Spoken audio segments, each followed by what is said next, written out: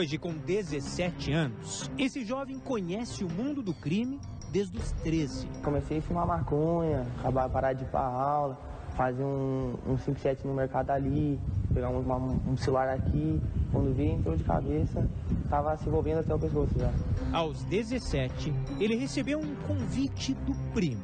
Tava perto da minha casa, um amigo meu convidou para nós ir, na verdade, para cometer um homicídio, entendeu?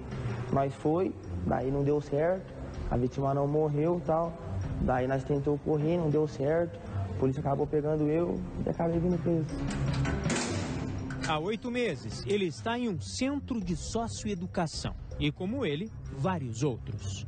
Ao todo, 1.100 adolescentes em todo o Paraná, distribuídos em 19 centros de socioeducação e 8 casas de semi-liberdade. Será que ficar assim 24 horas por dia, rodeado de telas por todos os cantos, faz com que você se afaste de vez do mundo do crime ou aprenda ainda mais sobre ele?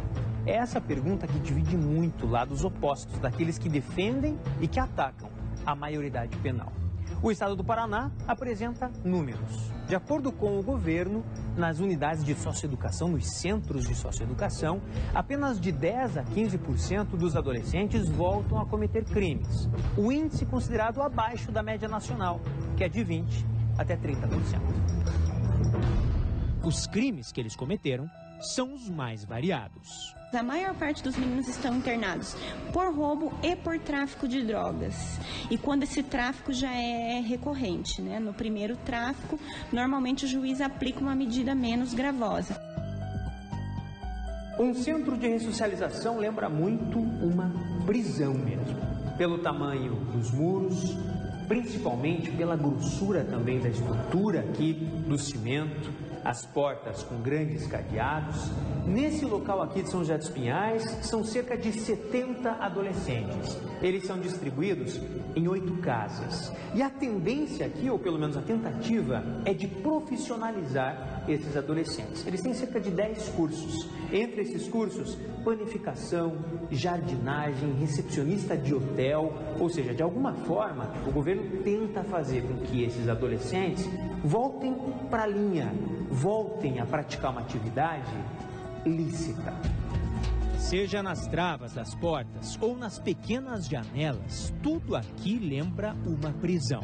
Mas na parede, percebemos que os criminosos por aqui podem tomar refrigerante e comer biscoito recheado uma vez por mês.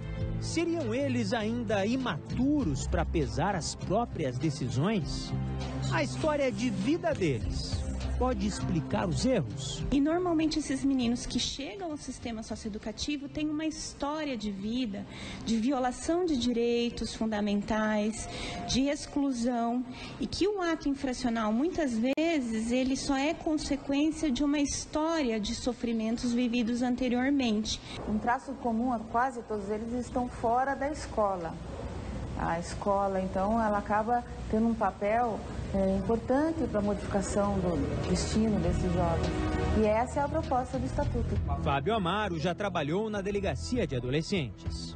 Para ele, o histórico familiar dos jovens infratores pode sim influenciar, mas está longe de ser a única explicação para os crimes que eles cometeram. A grande maioria de pessoas de bem mora em locais de subúrbio, locais de parcos recursos, e nem por isso se transformam em criminosos. Então isso é muito da personalidade da pessoa que pratica o ato. Neste ano, os olhos do Brasil, mais uma vez, vão se voltar aos menores infratores. Vai retornar à discussão em Brasília uma proposta polêmica, a que pode reduzir a maioridade penal. Mas dessa vez, o projeto que será discutido no Senado, ele adotou um tom intermediário.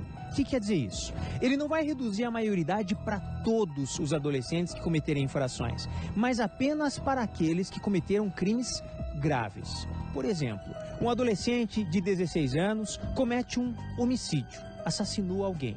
Nesse caso, o Ministério Público vai pedir à Justiça que reduza a maioridade dele. Ele vai ser considerado adulto antes, justamente para responder como adulto ao crime que cometeu. O projeto é bem visto pela população.